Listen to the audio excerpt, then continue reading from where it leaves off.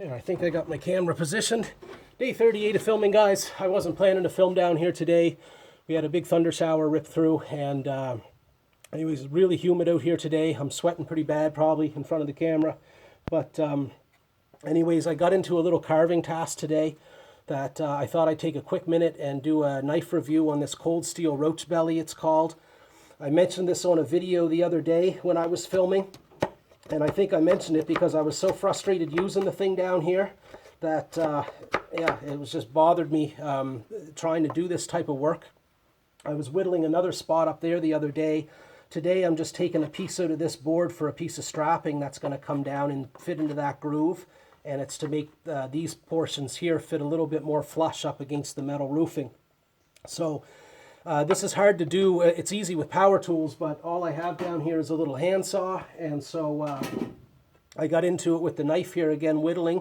And anyways, it just doesn't work very well for this type of any practical task, this little knife. I bought it because I just wanted a cheap fixed blade, and it's only about $30 maybe on Amazon to buy this little thing. It's got German 4118. I think that's a stainless steel, and nothing special about that in it.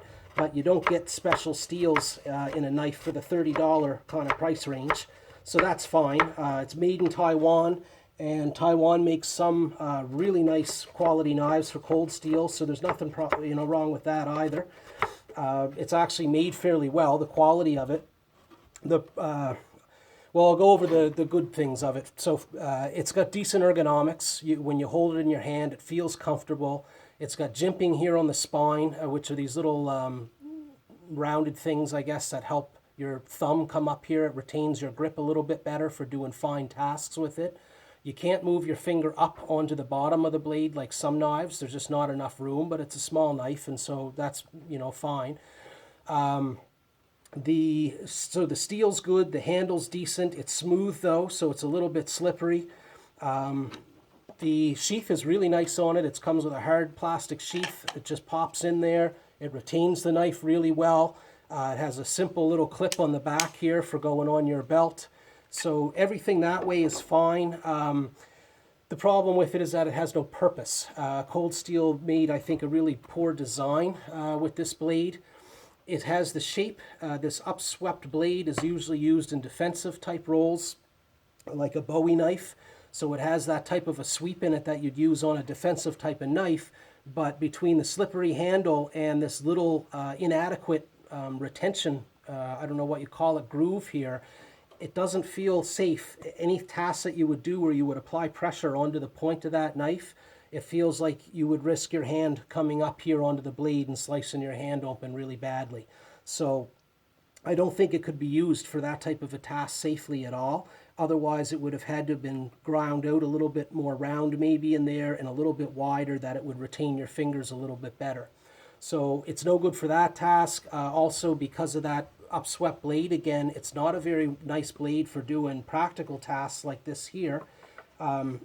So I don't see what Cold Steel was thinking in terms of their design and what the purpose was for this, other than it being a cheap $30 fixed blade that you can take out in the woods or wherever you're going and beat up, right?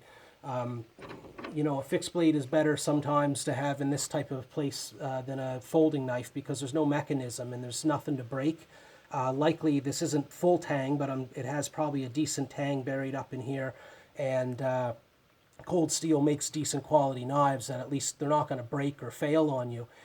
But in terms of what you would do with this, I wouldn't recommend it for people to buy, because I just don't see any purpose to the blade itself, and the design is actually really poor. So that's it, Cold Steel Roach Belly. I may do other knife reviews over the winter months, but the summer's been too busy. I've had too many projects on the go to be bothered with that. But this winter, if I'm looking to fill the time with some content, maybe we'll get into some more stuff like knife reviews. I happened to start collecting when I was a kid, maybe 8 years old, and so I have a decent collection of knives there at home. And if people would like that kind of content, I might do a little bit of that over the winter months and film some knife review videos. Anyways, that's it for today. Thanks for watching, guys. Take care.